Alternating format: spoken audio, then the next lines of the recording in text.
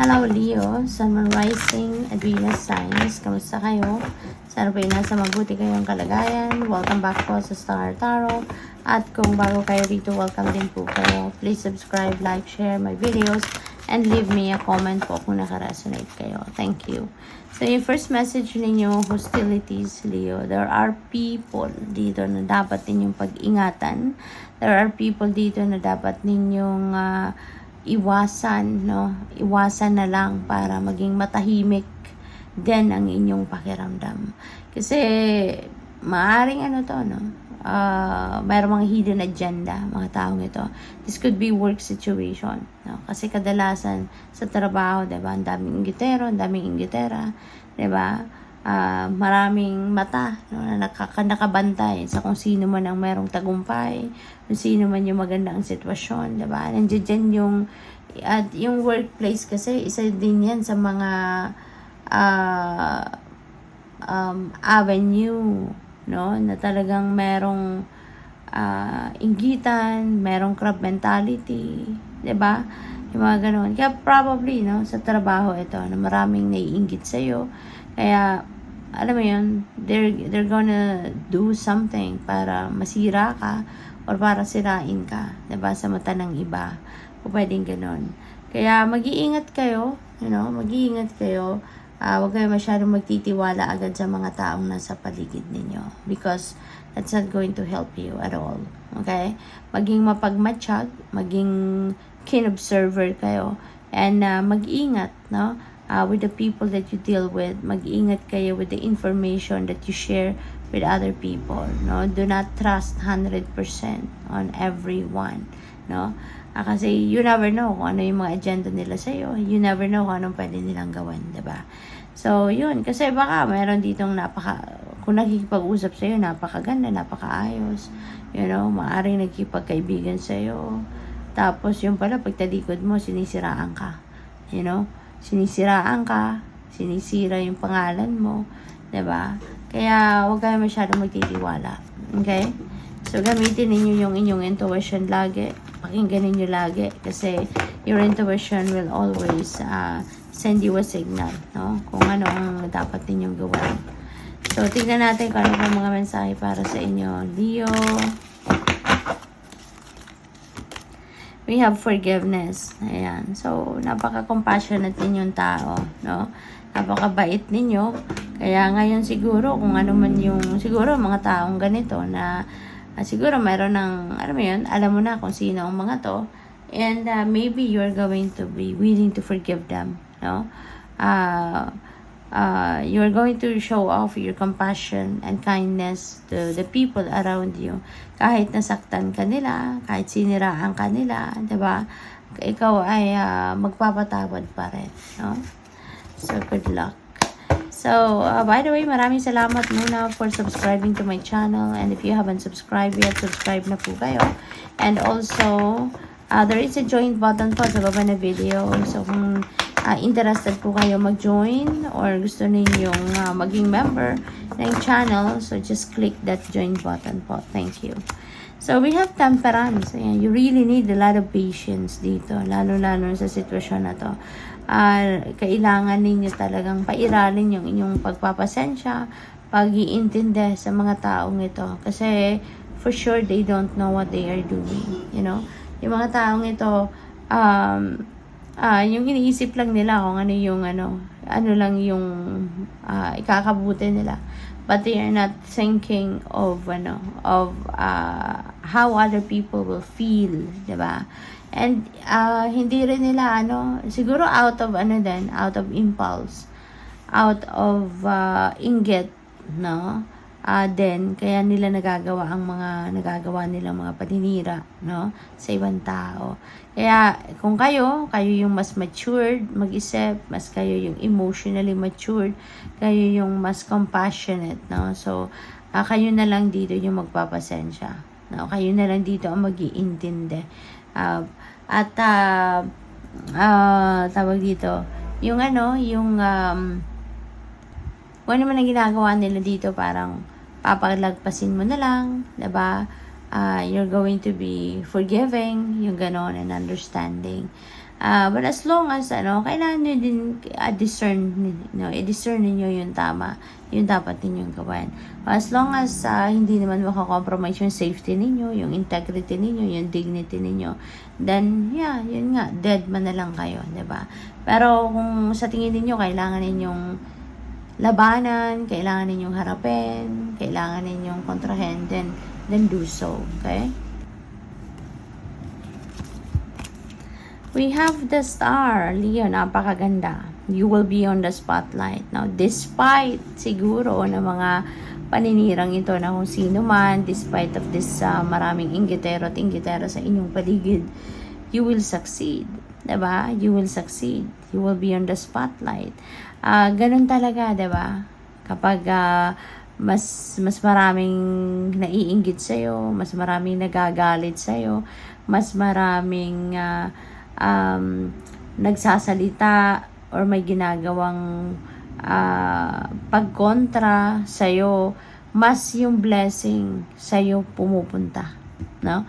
Kasi yung negative energy nila na pinupukol nila sa'yo, that translates into your success, that converts into something good, sa inyo, kasi kayo yung sinisiraan, kayo yung binabato ng kung ano-anong akusasyon na hindi naman totoo, wala naman kayong ginawang masama, yung mga ganon, no?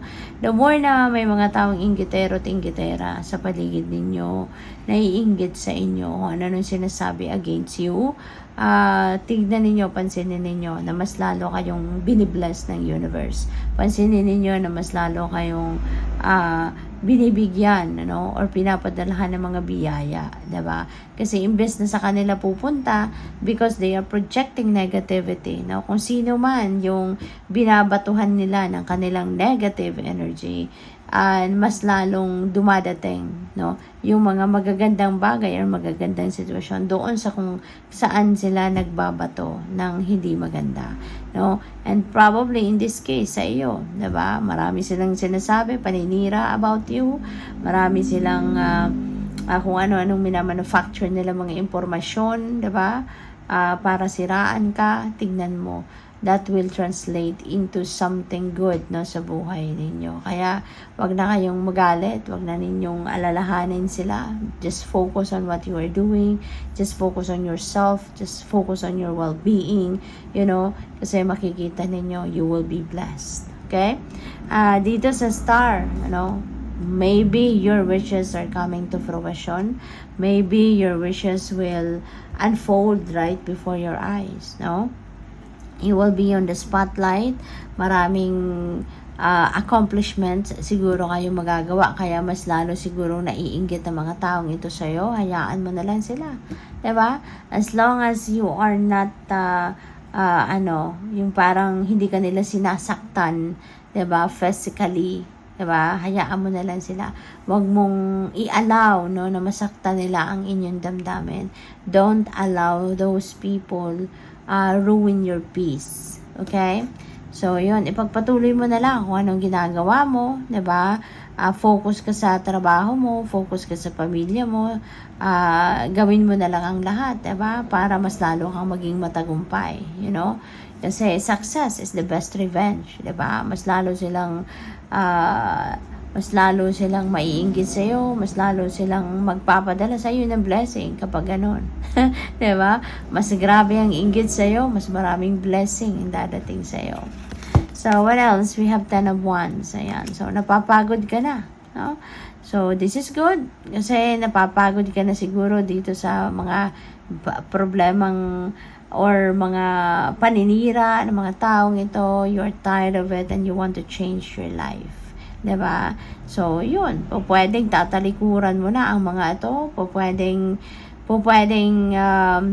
ang iba sa inyo talaga baka naapektuhan and you want to leave that place. Diba? So, pwedeng magre-resign ang iba sa inyo dyan or pwedeng dededmahin mo na lang. Diba? You're not going to allow those people to ruin your life. Diba? Kaya po pwedeng mag-quit kayo, aalis kayo, magra-relocate kayo, magpapalit kayo ng trabaho, ng employer, pwedeng ganun. Or, you're going totally to shield, no? You are going to shield yourself, no? From these negative people, negative energies, no? So, po pwedeng ganun, no? Pwedeng dededmahin mo na lang sila, hindi mo sila papansinin kahit anong gawin nila. You know? So, po pwedeng ganun din na magiging reaction ninyo rito. So, we have justice. You're getting what you deserve, Leo. Kung ano ang para sa'yo, kung anong deserve mo, yun ang kukunin mo. Yun ang dadating sa'yo. At ang maganda dito, no? Mukhang magiging maayos ang lahat.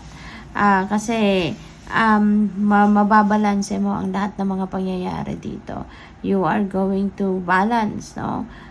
Your life.